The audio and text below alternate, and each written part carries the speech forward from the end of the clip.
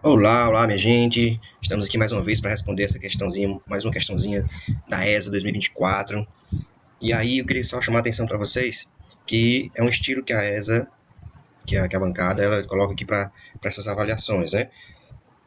Sempre abordando assim com muita ênfase o período Vargas e período colonial, né? E você tem que ficar bastante atento no enunciado, certo? Eles estão colocando textos, eles estão complicando as questões de história cada vez mais, elevando o nível, né? Está cada vez mais difícil o nível das questões de história e você tem que ficar muito atento no enunciado, certo? Nos textos de introdução que eles sempre colocam. Então vamos lá, para essa aqui agora. Ó. A Guerra dos Mascates foi um conflito que eclodiu no Nordeste brasileiro no ano de 1710, no contexto da crise da economia açucareira provocada pela concorrência com a produção dos holandeses nas Antilhas. Sobre esse conflito, o que, ele quer? Sobre esse conflito, é correto afirmar que. Então vamos lá, vamos situar primeiro, né? Eu digo sempre assim, vamos situar. O que ele está falando? A Guerra dos Mascates. Qual o período? O ano de 1710. E ele está falando da crise da economia açucareira, né? Aí você vai fazendo a colocação, né? Ele está querendo aqui, sobre esse conflito, quais são as informações corretas, né? Ele até destacou aqui a palavra correta, né? Que a gente também tem que ficar atento. E aí, o que ele quer sobre esse momento histórico, né? Da história, que é a afirmativa correta sobre a Guerra dos Mascates. Então, vamos lá. Letra A. Os comerciantes de Recife estavam endividados com os senhores de engenho de Olinda, que exigiam um pagamento imediato.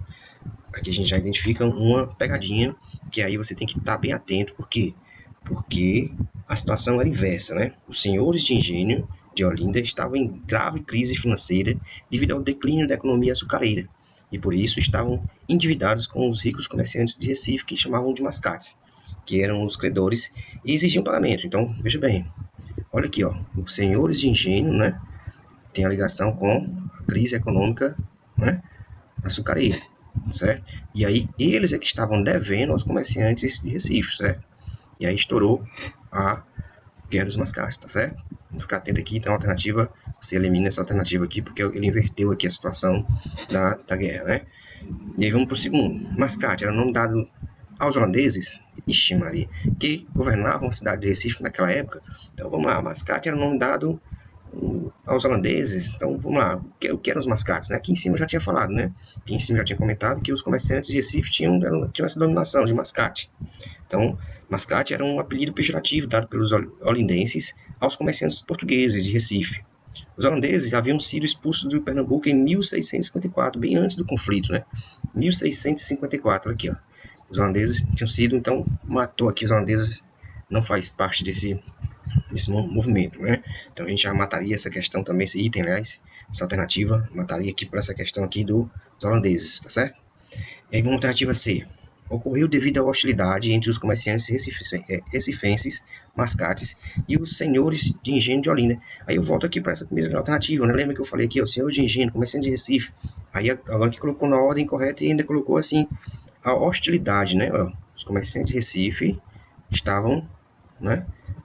Chamados de mascates, tá vendo? Estavam trocando os farrapos ali, estavam se agredindo, né? Eles, os comerciantes e o senhor de engenho, não é isso? Então a gente já identificou aqui a correta.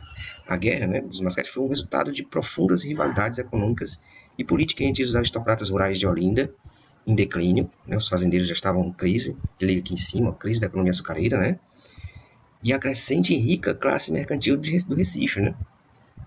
A emancipação de Recife como vila, que lhe dava autonomia política e administrativa, permitia a cobrança das dívidas.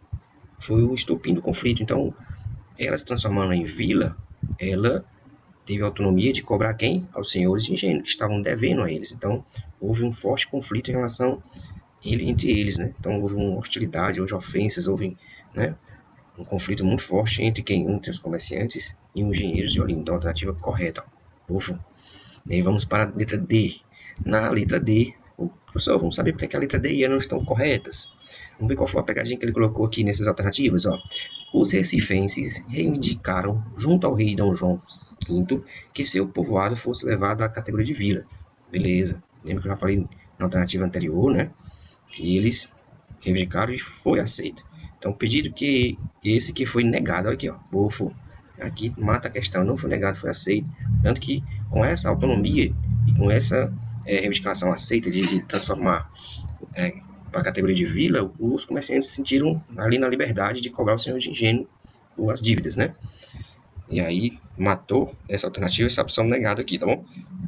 Vamos saber porque a letra E não está correta. A coroa portuguesa não interveio no conflito, que foi encerrado com um acordo de paz entre os revoltosos no ano de 1711. Não, a coroa teve uma intervenção sim. Vamos ver o que aconteceu. Ó, a coroa portuguesa interveio sim, nomeando um novo governador. Então, essa não intervenção não existe. A coroa interveio. Foi lá, mandou o Félix José de Mendonça, que pacificou a região e confirmou a emancipação de Recife.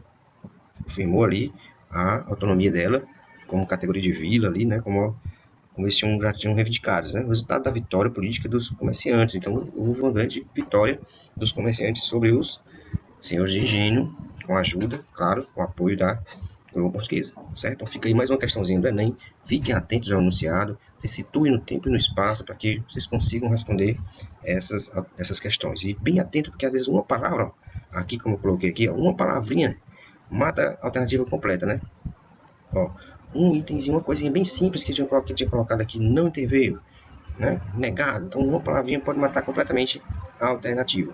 E geralmente eles colocam pegadinhas que descaracterizam a alternativa, são negativas. Não, negado, nunca, né? Então, vamos ficar bem atento com essas palavrinhas que vêm junto com a alternativa, tá certo?